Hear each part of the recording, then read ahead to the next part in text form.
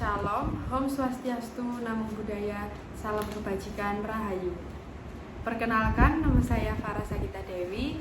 Di sini saya akan mereview materi mata kuliah Pengantar Hukum Indonesia oleh Dr. Frans Simanguso, SHMH. Di sini saya akan membahas tentang topik sumber hukum. Sebelumnya, saya akan menjelaskan apa itu hukum.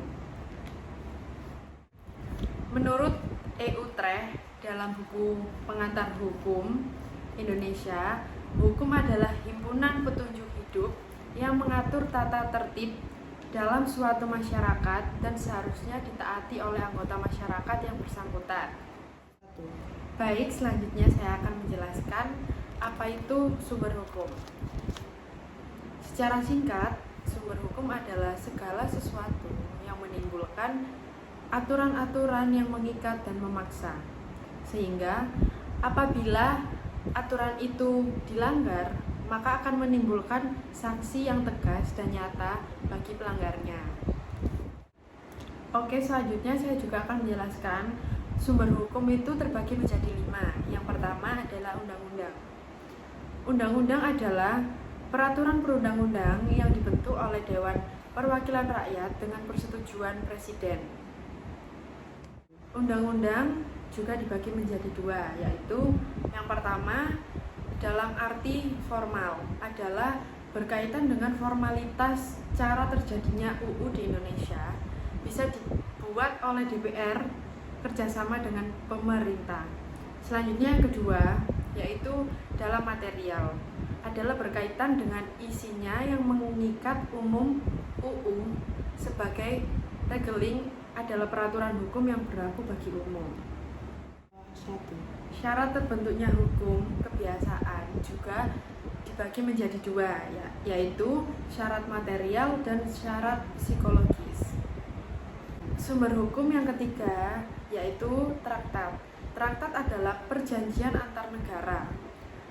Traktat dalam pembuatannya dibagi menjadi 2, yaitu pembentukan melalui 3 tahap dan perundingan penandatanganan.